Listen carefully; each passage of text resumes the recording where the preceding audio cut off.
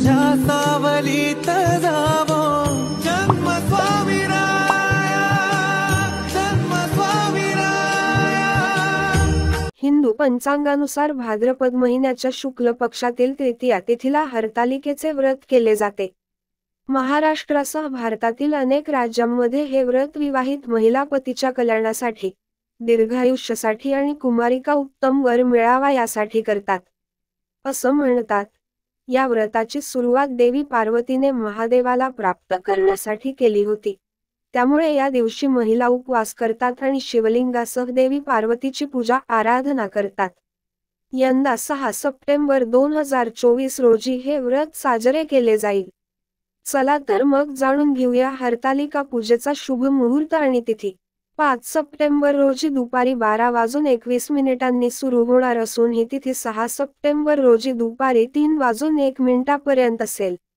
उदय तिथीनुसार शुक्रवारी 6 सप्टेंबर 2024 रोजी हे व्रत साजरे केले जाईल। सकाळी 6:02 पासून ते 8:33 पर्यंत असेल। तसेच या हरतालिका पूजेचा शुभ मुहूर्त कालावधी 2 तास 31 मिनिटे असेल। हरतालिका ब्रह्म मुहूर्त सकाळी 4:30 पासून ते 5:16 पर्यंत असेल। अभिजित मुहूर्त सकाळी 11:54 पासून दुपारी 12:44 पर्यंत असेल।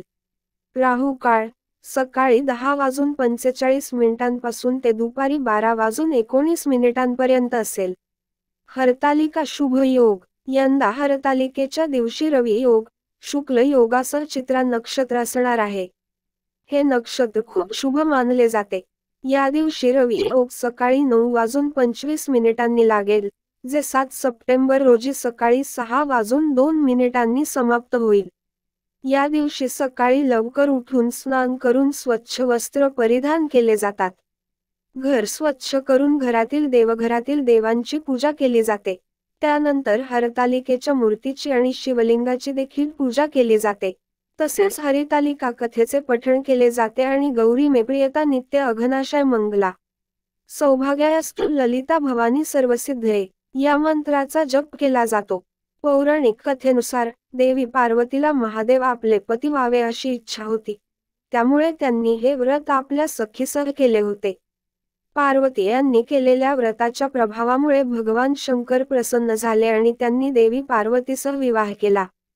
हर म्हणजे अपहरण करणे आणि तालिका म्हणजे सखी, देवी पार्वतीच्या सखीने त्यांचे हरण करून त्यांना जंगलामध्ये नेले होते, जिथे त्यांनी महादेवांना प्राप्त करण्यासाठी हे व्रत केले। त्यामुळे या व्रताला हरतालिका असे म्हटले जाते। हे व्रत केल्याने विवाहित महिलांच्या दीर्घ आयुष्यात सुख समृद्धी येते आणि कुमारिकांना मनासारखा जोडीदार मिळतो असे म्हटले जाते। हरतालिकेचे व्रत फक्त फळ खाऊन केले जाते। तसेच हे व्रत दुसऱ्या दिवशी सकाळी सोडले जाते। व्रताच्या दुसऱ्या दिवशी सकाळी लवकर उठून स्नान केल्यानंतर पूजा करून व्रत सोडले जाते।